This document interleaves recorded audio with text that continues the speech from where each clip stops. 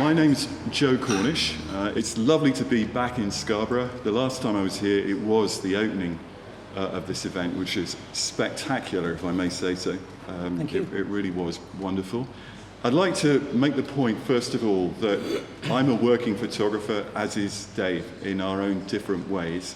And we both have a great passion for the fine arts in general and using our photography as a form of self-expression. And I think that hopefully we'll see from what Dave tells us about today what that means to him and how he integrates the two, the notion of fine art and the rather technical process that is photography. And my questions are going to be designed to bring that out as far as possible. Prior to this exhibition, your previous one was also black and white, completely different workflow. But it does suggest that there is a kind of linking theme through your personal work of black and white. Can you tell us a bit more about that? Of course, yeah. I was hooked on black and white because you can develop it, you can print it yourself. You don't have to, but I enjoyed doing that and learning wet techniques. And as soon as you photograph anything and take away the colour, make it monochrome or black and white, then it's suddenly become abstract instantly before you even applied any creative technique.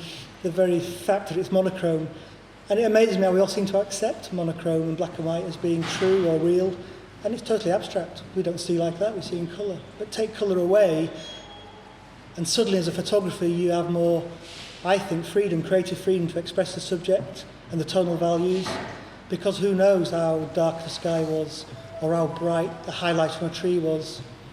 The colour information's been removed and you're left with an abstract expression of the world through black and white.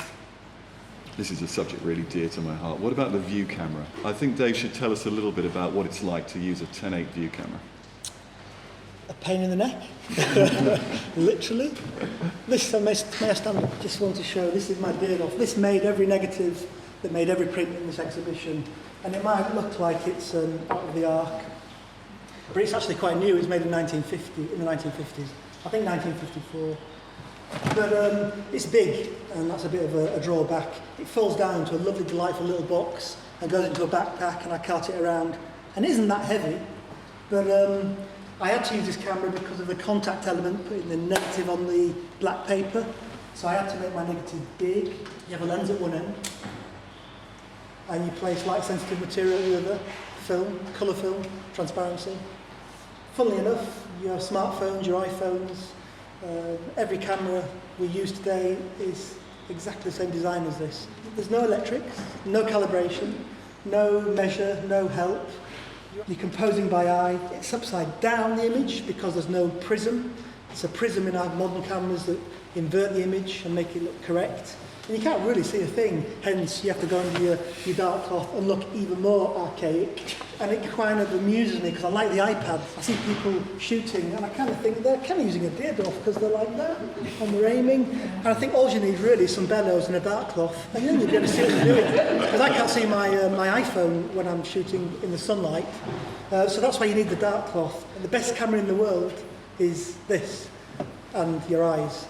And if you just frame the world however you want to see it, with a long lens, or with a wide angle lens, and just take time to at least work out in your mind what you want, then the camera comes out if it's right.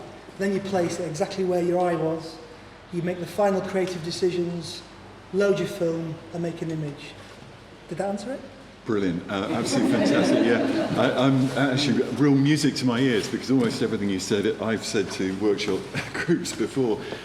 Pre-visualisation to me is a key to any creative statement. I think you've got to have a vision in your mind's eye really before you can express it. You know, that's the confidence of having made lots and lots of mistakes, as we both have, having grown up in the days of film, means that you have a pretty clear idea of what's actually going to come out at the other end. And it is a striking contrast between the digital process where you can edit on the run. This process requires that you suspend your fulfillment, gratification, if you will, until you get the film processed. If you don't have that confidence that it's going to come out, that you've got something exciting, you're probably not going to do it.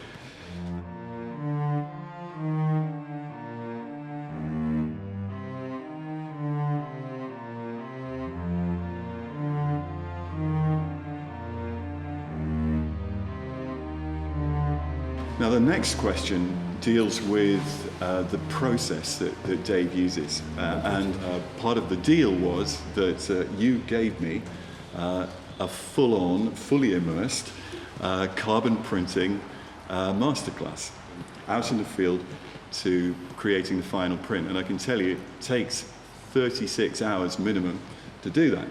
Astonishingly complex, and it is absolutely fascinating. How on earth you do demos here, I don't know, because I would imagine they take 36 hours, but... it's the work of a madman. Right.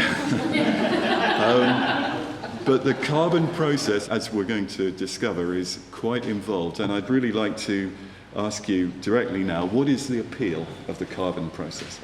Carbon printing was invented in the 1860s, and I guess photography had been around 40-ish years, and it was a new modern process. Portrait photographers in particular latched onto it because it offered a permanence. They knew they could make permanent prints that could be handed down generations, family portraits and such. In essence, you start with photogelatin and you mix pigment into that gelatin. Traditionally, this is black pigment, lamp black or Indian ink, which use basically soot, which is carbon. That's where the black comes from. And as carbon is the most stable element in the universe, or one of the most, carbon prints made of carbon are totally permanent. One extra ingredient that made these pictures so unusual was I chose to grind charcoal sourced from the local forest that I was shooting, and that played total havoc with the tonal scale, and I nearly gave up and went back to pure pigment. Because as a photographer, I think we're all probably control freaks, and I like to get total control out of how dark, how light. And something happened whereby I just thought, the charcoal's given the image of the strength. The imperfection, as I did call it, I'd now call it process, because it is part of the process, gave these images the strength I think they have. But back to the process itself, you basically have a black pigment, which is carbon, say Indian ink in gelatin. You coat that onto a piece of paper. That gives you something called carbon paper, a black sheet of paper. When you sensitize that with a chemical agent that makes it UV sensitive, I use potassium dichromate, that's when the magic begins to happen, because it then becomes light sensitive. Then you simply place a negative of your desired size to make your image, and the size of the negative will dictate the size of the print, and that's purely and simply because it's a contact process. And when light passes through the negative and hits the black carbon, the light bites into the gelatin, it tans it, it hardens it, it makes it insoluble. And there lies in the crux, the total crux of carbon printing. Because gelatin, the gelatin we eat with our ice cream or in our trifles, dissolves at 37.5 degrees. If you stop it from dissolving, i.e. harden it with light, it'll stick to something and stay. And that's kind of as simple as I can make it. So as light passes through the negative density transforms itself onto the paper, and then you're left in essence with a one-off, one-use only printing plate. It's not copper, it's paper. That's ready to be transferred. The image is ready, the jelly image, the black gelatin image, is ready to be transferred onto metal, paper, glass, plastic. For the show I chose to use Velinarche, handmade cotton rag. It's a beautiful handmade paper, the choice of a lot of printmakers, photographers. I just liked it because it had the right weight, the right colour, and I love the detail edging. So our transfer of the black jelly paper onto, in my case, the Velinarche, takes place in water. And as you heat the water up and get to that magic 37.5 degrees, you get the jelly or gelatin dissolving, and a black gunky mess emerges around the carbon plate, the paper. And after about 3 or 4 minutes, you can peel away, rather like peeling a Polaroid print from the negative. You peel away the carbon paper, and you're left with one of those little black pieces of paper on the floor, which I'm sure you all saw if you've been to the show or you look at after the talk. But then if you're patient and you keep rocking away gently and heat the water up to perhaps 40, 42 degrees, the gel keeps dissolving, and then the magic, total magic moment where you see the first remnants of a photographic image appearing through a black, cloudy, gunky mess, is your carbon print being developed. And as you keep clearing the water to clean, development is over, hang it to dry, and you have a carbon print, a totally permanent photograph. Well, I think that's fascinating. I mean, I think your passion for it comes across so well from that description. It is very well described. It is a very hard process to describe, I think, if you haven't seen it. But it is fascinating, and if Dave offers you the chance, I can recommend it.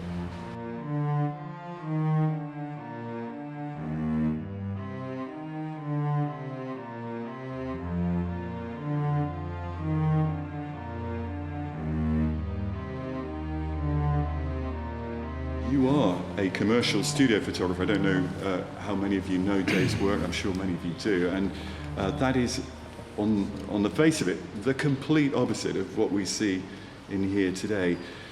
I'm really interested to know, your artwork explores nature and landscape, and as we're going to find out, it also explores the process. Do you feel that one is more important than the other, the subject matter or the process? You know, I just love making images, and I'm a photographer because I love it, and I, really count myself as very fortunate. I can carve out a living doing something I love. There's good jobs and bad jobs. Commercially, I get a lot of pleasure. I do a lot of work for the drinks industry, supplying advertising for their websites and brochures. And I kind of think I'm quite good at making wine bottles look sexy. I don't know if that's the right description, but I seem to be quite good at it. And I almost get a thrill, as much a thrill as creating a 10:8 negative and making a black and white landscape. They kind of both help me to be a more rounded photographer, I feel.